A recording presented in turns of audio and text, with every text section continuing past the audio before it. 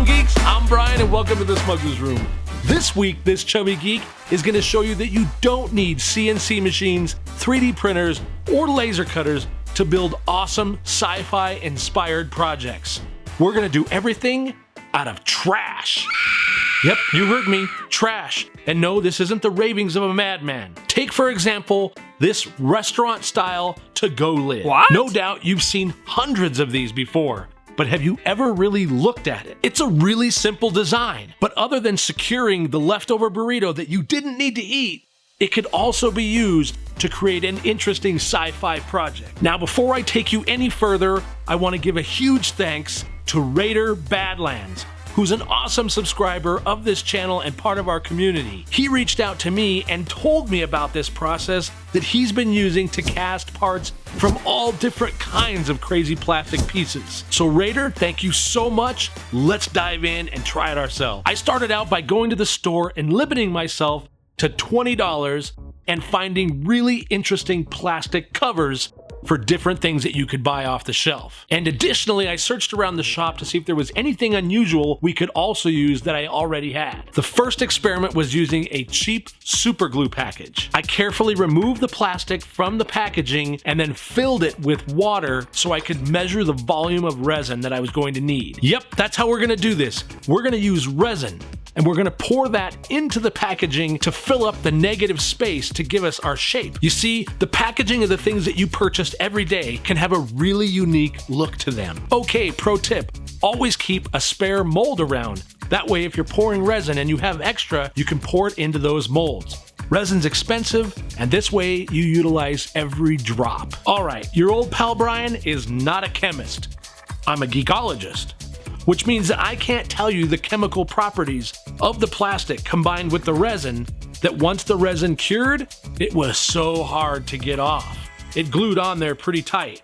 I managed to free it, but I also damaged the resin piece quite a bit in doing so. I'm sure it has something to do with something and vehicular sneakers parts. What? But I don't know what that is.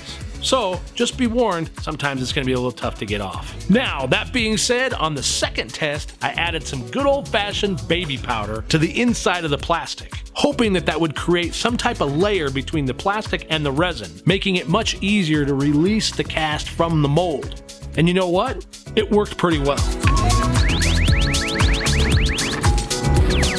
After that, I went to pouring casts from everything that I found. I did a colored chalk container, a pencil holder, which came out really cool, I thought, as well as the plastic from around a 9-volt battery pack. The one big item was the plastic packaging around my toilet flush repair kit that I bought for my bathroom. I swear, me and toilet parts. Oh, gross! Yeah, I know.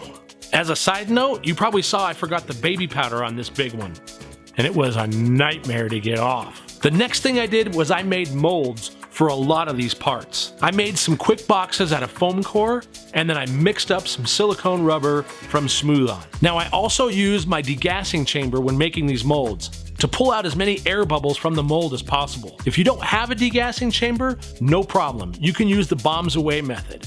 And I'll put a link to a video where we did that method below so you can check that out. Now, I realize making molds for this type of project significantly increases the cost. But for me and all the projects I'm doing, to be able to mass produce these same parts again and again seemed to make sense. But don't feel like you have to make molds every time you do this. To test this first pour, I also added aluminum powder. Now, be sure to wear a respirator when you're doing aluminum powders because that's horrible stuff for your lungs. You just drop a bit into the mold, and then I used a soft brush to coat the entire inside of the mold. Then I mixed up some resin and I added in some So Strong Tint black so that the mold would cure gray instead of bright white. That combined with aluminum would look really great. You can see that just with a little bit of rubbing from a paper towel, that aluminum starts to come through and shine. Okay, so how about casting something you would never think of? I took my tap and die set and removed all the pieces and poured the resin directly into the carrier. I'll tell you, this ended up being so much cooler than I expected. The shapes that came out of this cast were really interesting and completely unusual. Now I'm gonna have to go through the entire shop and see what I can dump resin into. Once you have all of these casts poured and cured, you can create all kinds of interesting things with them, just by layering multiple pieces that you've already made together. And what about something impractically practical that we can make? Let's get back to that Qdoba to-go lid. Now, I love getting my burrito on, and after I was finished with lunch, I looked down at the lid and I said, wow, that pattern could totally be used for something ridiculously sci-fi. So I poured in some resin and then I sanded off the front label. Once that cured, I added a bunch of other strange parts from things that I'd casted over the years. Next, I added some hammered silver Rust-Oleum paint, followed by some water-based oil black, and you have yourself a really cool sci-fi base. Base for what? How about a miniature Y-wing bomber? Attach an aluminum rod and mount that into the base, and boom, you've got a really cool display. At the end of the day, I get that this is a totally ridiculous project, but we didn't need any fancy tools to get this done. The resin I used and the molds and all that material isn't the most inexpensive thing.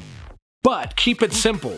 Remember, the pencil holders and some of those smaller items took very little resin to actually pull off the look. So you could buy a smaller container, or a larger container would last you a really long time making these different types of sci-fi inspired things. So the next time you see someone throwing something away that is of life-altering design and complete awesomeness, you knock them down and you take it away.